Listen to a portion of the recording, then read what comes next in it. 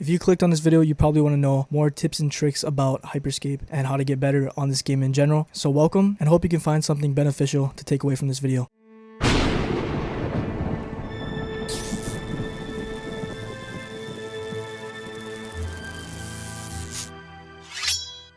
Yo, what's good guys, MonkeyStyle for the win here, and welcome back to another video on my channel. And we are back on Hyperscape. So basically this video is for everyone. You could be someone that hasn't played the game yet but wants to play the game, or you just started playing the game, or you've been playing the game for a while now and clicked on this video to see if there's anything you're missing out on. So I'll be explaining a bunch of different tips in this video that range from settings, movement, tactics, gunplay, hacks, and the end game. Now number one for settings is going to be your sensitivity. You want to make sure that your sensitivity is exactly where you want it to be. Make sure it's comfortable with how you play and what you're used to. So I assume most of you play FPS games and already know how to adjust your sensitivity, but this game is a little different because it is a lot more fast paced. Right off the bat, when you get this game, the sensitivity is going to be like sky high. So if you're not used to that yet, I highly recommend lowering your sensitivity. To show you my sensitivity, you can kind of base it around mine. It's not too slow, it's not too fast in my opinion. It's kind of just like just there, just right. So right here, this is my sensitivity settings. Go ahead and feel free to copy them. You can go ahead and adjust it however you like, but this is exactly how I like to play right here, and it works out perfectly fine. I mean,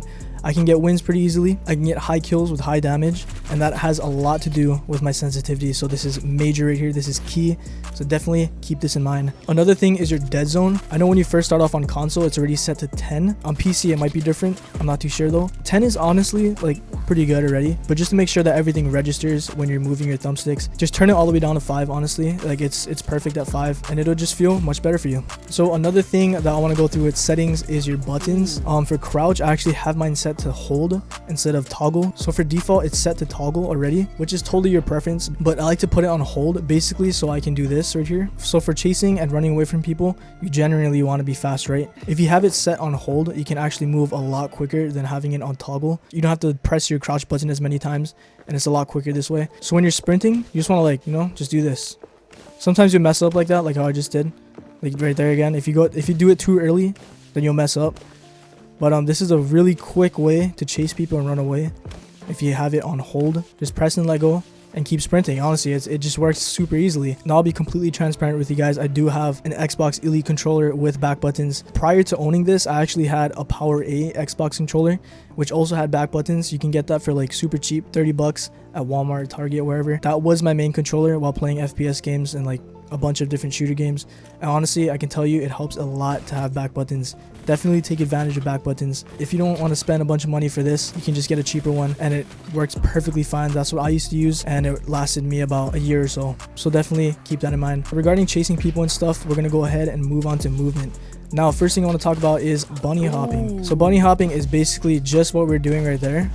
Just you're jumping. Now the main advantage to bunny hopping is that you can move fast, obviously, but you'll be able to dodge bullets a lot better and make your enemy have a harder time hitting you and landing their shots. And it overall just looks cool. Honestly, just look at it. And also when falling, you can easily just slide right after you fall, which also increases your chance of dodging bullets. So instead of just doing this and running, you actually have a greater chance of getting hit. So what you want to do is just basically do this, just slide. It's super simple. You're just going to hold forward on your left thumbstick, and you're also going to hold down your crouch button. So it's going to look like this again. Let's do it one more time. Super easy. And you can just combo that into bunny hopping or just regular slide sprinting, just like that. Super easy. And it will be much harder for people to actually land shots on you. Now, the next thing I want to talk about for movement is mantling. We kind of already do it by instinct, but it is important, especially if you just use your hacks and you're waiting for it to cool down. And say you're chasing someone and they jump on a roof or something. Instead of waiting for your hacks to cool down, you can just mantle things. Just keep that in mind. Honestly, it's like a super simple thing, and you guys probably already do that because every second counts in a fast-paced game like this. So you don't want to waste your time waiting for your cooldowns or anything like that. You want to be super aggressive and chase your kills, because if you waste time, your kill can get away. Your enemy can run away, and just there goes your kill. Literally, the waiting lobby when you're entering a game, practice mantling in there, and it's super helpful. And eventually, you'll get used to the mantling in this game. All right, next thing we're going to talk about is tactics. So number one thing, if you're going for a high kill game, make sure to engage every single person you see. Like, I cannot stress that enough, because if you don't engage them, you're going to lose out. You're going to lose out on kills. This is not a game for camping. If you camp in this game, honestly, you're not going to get anywhere, or people are just going to find you and kill you wherever you're camping at. Stay aggressive, because if you're aggressive in this game, you have a better chance of doing good in general. And also, when you see people fighting, don't turn around, third party them. Who cares? Honestly, just third party them. Steal the kill if you have to. Do whatever you got to do to get those kills and get that W. Next thing is to basically just be smart. So if you're in a gunfight with someone and you're getting shredded and you notice your health is depleting very quickly, just straight up dip. Honestly, find a building, find any cover that you can possibly find, but you generally want to find a building that is a perfect place to hide, and it's much harder for them to get you if you're in a building and climbing stairs. You don't want to make it easier for your enemy to kill you. So pop whatever hacks you have to defend yourselves and find a building, find cover, and stay alive as best as you can. Alright, next thing we're going to talk about is gunplay. Alright, so the first thing I'm going to throw out there is weapon swapping. This is a key factor to getting kills and fast kills in general. So basically you can do this with a variety of weapons. So basically I'm just going to show you how it works really quickly. You guys already probably do this, but if you don't, this is basically how it works. So this loadout that I'm running right here is the Mammoth and the Ripper. So basically you want to get your high damage or your close range gun first if your enemy's close range. So you just want to pop them real quick. But I think this does like yeah, okay, never mind. That's a one-shot kill with the... So you're going to shoot him once, immediately swap, and finish him with your other gun. Super simple. Now you can even do this a little bit further range if you're close with this shotgun. Finish him off like that. Boom. Super simple, man. You can also do this with the Riot one, which I like to do, which is my main preference, but the Mammoth also shreds. Just like that, guys. Super simple weapon swapping. Take advantage of it because it is amazing in this game. Alright, second thing to get you better at gunplay is jump strafe shooting. Alright, so here's a normal vertical double jump. Simple. So with jump strafing, you basically want to use your first jump to go in one direction and then use your second jump to go in the other direction. So this is regular strafing. This is jump strafing. Although it doesn't look like much, it definitely makes you a much harder target to actually land hits on. And luckily, if you're playing with controller, you do have a little aim assist. So when you are jump strafing, you can kind of stay locked onto your target as long as you center him on your screen, and you should be a-okay. And we're just going to try and kill this guy as quickly as possible real quick while jump strafing. You can also aim in and jump strafe, which helps a lot, especially with the Ripper. The Ripper is like probably the best weapon to aim in on. It is an absolute laser beam of a weapon. Pair that with the Riot one, dude, you got like the best loadout in the game basically. So going into your actual weapons, you want to have at least one long range weapon and one close to medium range weapon. So right here I actually have one long range weapon, which is the Riot one. But this gun can also be used as a close range or medium range because it is just that versatile. Same with the Ripper, super versatile gun. The Ripper can actually land hits from long range, close, or medium. Doesn't matter. The Ripper is just a complete beast of a weapon. Same with the Riot one. So there you go. Alright, so I want to also get into aiming. So a lot of guns are better off without aiming. Just hit fire and they'll do perfectly fine. So we got the Skybreaker, the Salvo, EPL, and the Komodo, which are basically AoE damage type weapons. So aiming in, don't have to do it. That's kind of given. And then the Hexfire, the Harpy, and the Ripper. The Ripper, 100% aim in with this gun because it is an absolute laser beam like I mentioned before. This gun absolutely shreds if you aim in and if you land most of your headshots. So the Harpy works either way. So hip fire with the Harpy is actually a lot more reliable since it is already a close range gun. You're only going to use it close range to semi mid range, but long range it's absolutely useless. So yeah, hit fire with the Harpy and you'll be okay. Next gun is the Hexfire. This gun shreds either way, aiming in or not. Just hip firing, this gun will melt either way. But if you're shooting very close range, don't even aim in, just hit fire, aim for the head, and they'll be dead, period. But if they are starting to run away and nearing towards that medium range, definitely aim in because it is a lot more accurate if you aim in, because the crosshair spread will get a lot smaller and bullets will generally fly a lot tighter. So 100% aim in if they're running away, and you need to land your shots because it works if you aim in with this gun. All right, next up we have the Mammoth. Obviously it's a shotgun, and just to show you guys, aiming in is completely the same as hip fire, as you can see right there, exactly the same. So you really don't have to aim in with this gun. All right, next up, the Riot one. This is another gun that's super versatile with hip fire and aiming in. Your bullet will fly exactly where you're pointing your center dot at. Aim in or not, this gun is really good because most likely your target will be jumping around or running around and you'll need to react a lot quicker, and it is a lot quicker if you're not aiming in than aiming in. It's a little bit slower depending on how you adjust your sensitivity. Next gun is the DTAP. Personally, I don't really ever use this gun. What I do know about this gun is if you hip fire compared to aiming in, your box for the auto aim to trigger is actually a lot smaller. So right here is a perfect example. I can still hit the target if it's in the top left, but when I aim in, I can't, obviously.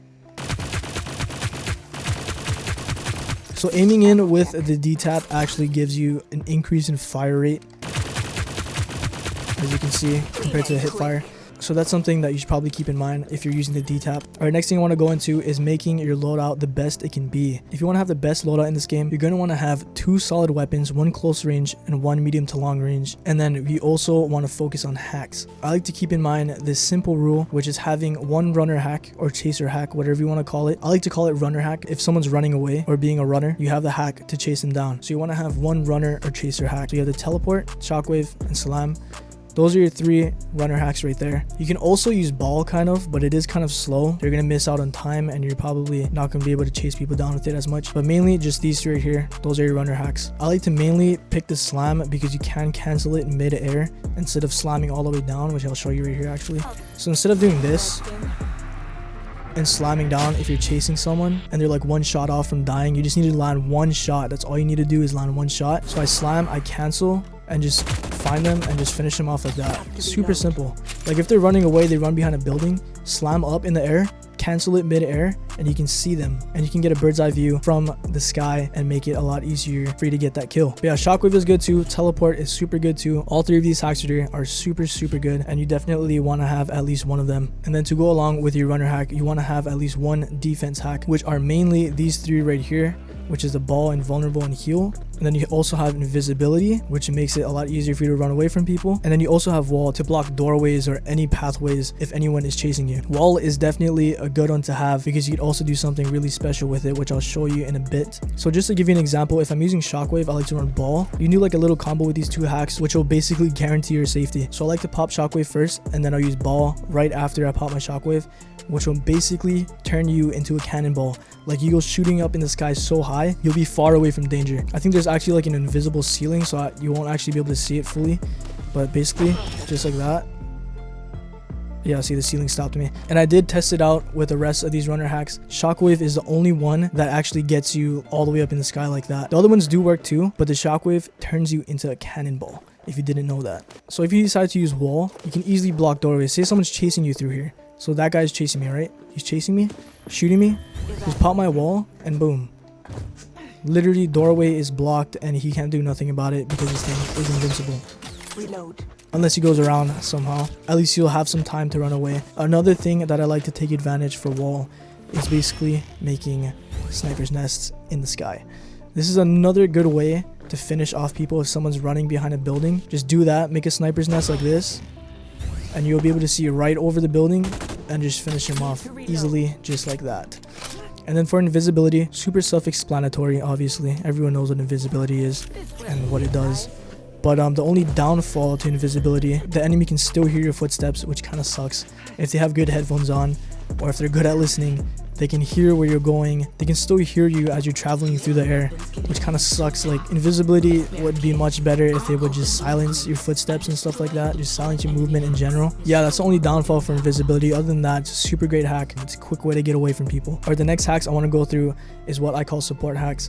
So we got mine, magnet, reveal, and heal. So these hacks kind of tie in to defense hacks as well, but they're mainly support hacks in my opinion. So heal, super self-explanatory. You just throw it down, you heal. Even if you jump, you can still heal from it.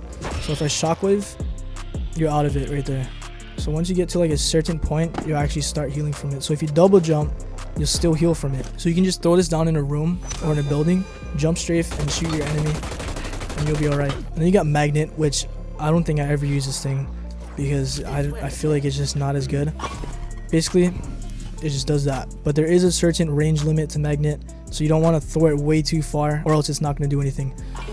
So like even that, see, that's even too far, which kind of sucks. Like honestly, magnet would be a lot better if the range was increased. So it does have to be in that circle. And you have reveal, which is also very self-explanatory. So when you reveal someone, there will be a red triangle or arrow which is pointing at the person that you just revealed, and you can see them through buildings and whatnot. It has its place for certain players. If you like to reveal people, then honestly just do your thing. And we also have mine.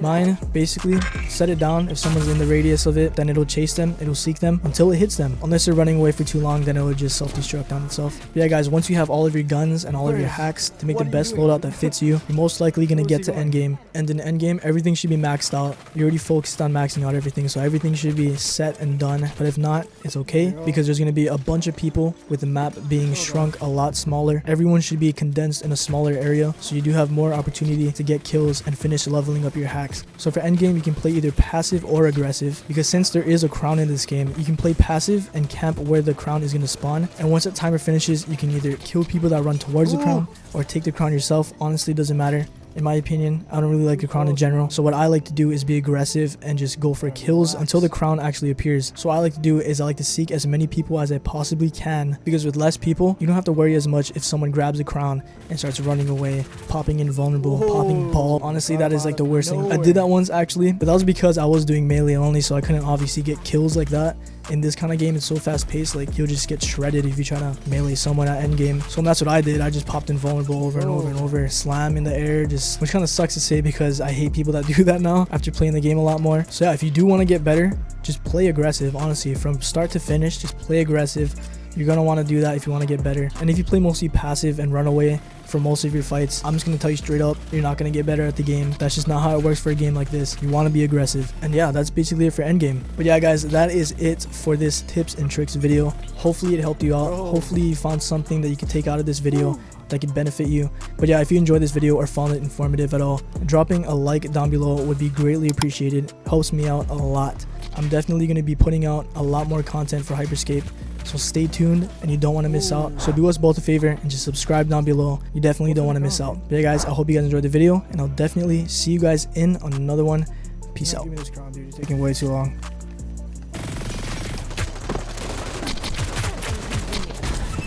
Too easy. Too easy.